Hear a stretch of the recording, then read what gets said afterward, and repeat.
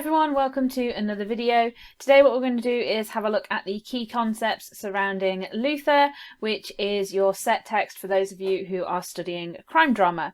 It's going to be a fairly quick video where we run through just the quick key concepts. Some of these have been expanded on in other videos, so I'll let you know which videos they are when we get there.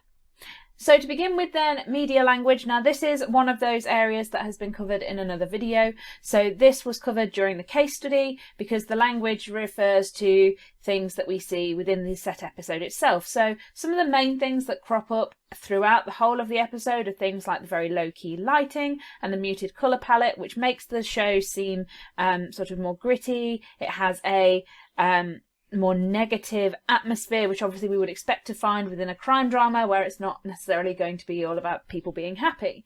There's also an emphasis on settings and surroundings, so we get a lot of establishing shots of London, various parts of London, including things like the sort of high-rise buildings and also places like Luther's police station and the offices where Zoe works as well.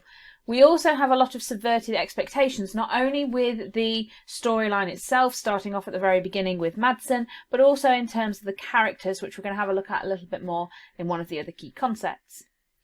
Now, in terms of industry, we know that it was produced and distributed by the BBC. There are specific areas within the BBC that work on both the production and distribution. So it was technically produced by BBC Drama Productions and distributed by BBC Studios. However, now we know that you can also stream this on Netflix, iPlayer, and other services that you might have to pay a subscription fee for. The series as a whole, so not just the episode that it came from, but the entire show, ran from May 2010 to January 2019. There have been 5 series with a total of 20 episodes. The episodes themselves vary from about 50 minutes to an hour long. Now, in terms of our audience, our primary audience are going to be 18 to 30-year-old men, B to D, who are aspirers and mainstreamers. Part of the reason that the audience is the way it is due to the fact that it is rated a 15, which obviously limits the audience who can buy the DVDs and who can view it in that sense, but also because there's a few sort of themes and ideas in there which we would expect an older audience to understand in more detail.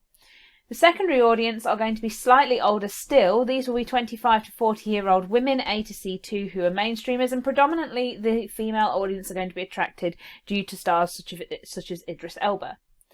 Now, in terms of our representation, throughout the show we've got this heightened sense of masculinity, and if you have a look at the case study you can see how even some of the females within the show are presented in a more masculine way.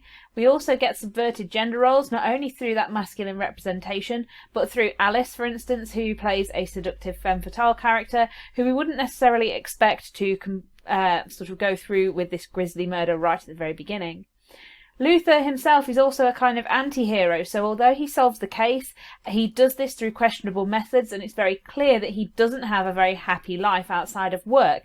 Now, when we think of heroes, we expect them to have everything. We expect them to be somebody who we look up to because they supposedly have everything going well for them. Here, that's not necessarily the case. Now, in terms of context, there was an increasing movement for LGBTQ+ rights, and also feminism was increasing as well. We can see the feminism increasing through the representation of characters such as Zoe and also through Teller, who have very high-profile, high-powered jobs. Teller is also technically Luther's boss, which we wouldn't normally expect. Our main character being Luther, we would argue that he should have perhaps a higher role than he does. Equally, there was an anti-feminist backlash, although we don't see anything of that within the show as a whole. And people were starting to become more conscious of bigger issues, such as things like the environment. Now, in terms of culture, and I've said before, I'll say it again, social context and cultural context often interchange, and it's very difficult sometimes to distinguish the line between social and cultural context. I tend to think of cultural context being about the values and beliefs and the morals that people had at the time as opposed to what was actually happening within society, but there is great crossover between these two. So the UK was becoming more varied in the sense that people were able to become individual. What one person believed in terms of religion, another person could believe something completely different and not be judged on that different belief. So dress codes, beliefs, morals, values, very wide-ranging, very diverse, leading to the UK becoming quite a mixed pot of lots of different ideas, beliefs, and ways of life. In terms of our historical context, at the time that Luther was produced and then distributed, the UK, along with lots of other countries, were going through a huge financial crisis. So this might be one of the reasons why people were trying to, or were more likely to access Luther in a way of escaping the hardships of their day-to-day life. We'd also got movements that were really important that started, such as the Me Too movement, which not necessarily influenced the episode that you guys study, but is worthwhile noting for future episodes. And watching future episodes is something that you guys can do as additional revision if you're studying the crime drama genre, so that you get an idea of how the Luther programme has evolved over time.